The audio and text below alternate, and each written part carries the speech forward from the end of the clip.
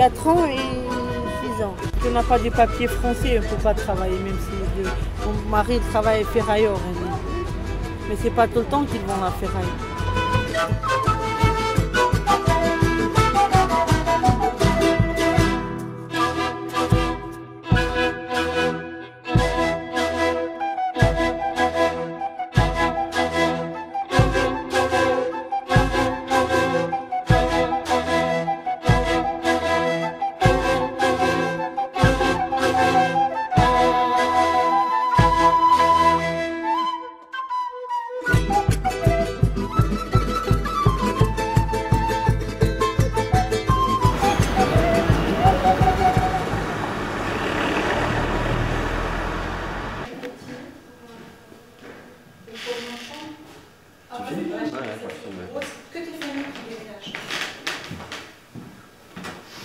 Au niveau législatif, les Roumains sont européens, donc ils ont le droit de circuler.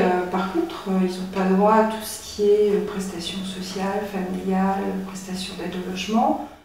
Donc tout ce qui est bailleur public, c'est compliqué quand on n'a pas de ressources ou des ressources minimum. On a le mec qui travaille un peu, même des petits boulots, des petites choses comme ça ne permet pas de couvrir un loyer. Ce qui permet à des gens qui ont des difficultés sociales d'accéder au logement et de pouvoir rester dans le logement et d'en régler les frais, c'est les aides au logement. Avant, ils donnaient des allocations, mais maintenant, ils donnent qu'avec des papiers. Vous voyez, l'assistance sociale, ils donnaient des tickets restaurants et tout. Ils aidaient les Romains, vous voyez, mais maintenant, ils n'aident plus. Ils rentrent de Roumanie, ils voyagent sans rien, ils arrivent. Ils vont se débrouiller pour construire leur petite baraque, leur petite cabane, avec des vieilles caravanes, avec des bouts de bois, avec des palettes, avec tout ça, et ils vont s'installer. Mais ils ne vont pas voyager avec des voitures, ou très très peu. On ne peut pas faire grand chose pour eux aussi, ça je pense que ça joue aussi. Les services sociaux classiques, comme les nôtres, on a très peu de contacts. Par contre, les associations caritatives les connaissent bien en général. Médecins du Monde, la Soupe aux sans-abri, eux, ils ont la connaissance du terrain et ils viennent pas dans le même esprit. C'est de la sauce caritative, ils viennent amener des choses, à manger, des couvertures, des appareils de chauffage quand il faut.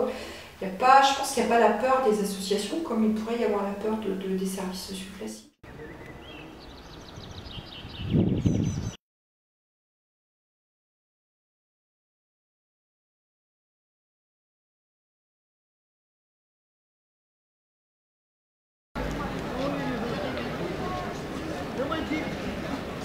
Allez, bonne journée.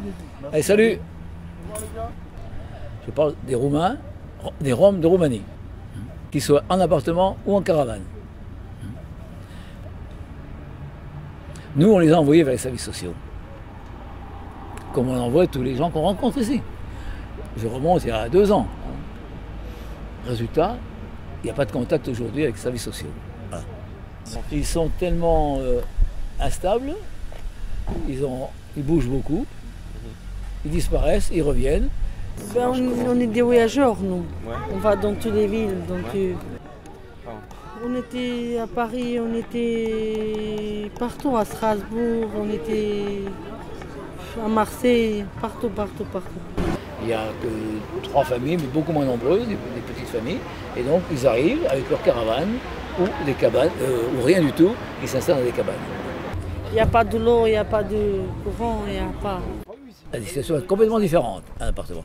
Mais on voit, les gamins sont scolarisés. Ici, vous avez des gamines là, qui parlent très bien français au bout de 2 ans, 1 an, 2 ans de présence en France. Des Roumains qui sont venus avant les Roms et qui sont installés un peu partout, à l'appartement, etc. Et qui ont tous, ils vivent comme un couple français. Enfin, la femme les a rejoints, les gamins les ont rejoints, il y a des ascensions même en France. Et là, ils ont des petits boulots, femmes de ménage, des choses comme ça. Et ils s'en tirent difficilement, mais ils s'en tirent. Ils ont un loyer qui paye le loyer. À mon avis, ce sont ceux qui sont le mieux intégrés. Les Roumains, ces Roumains-là.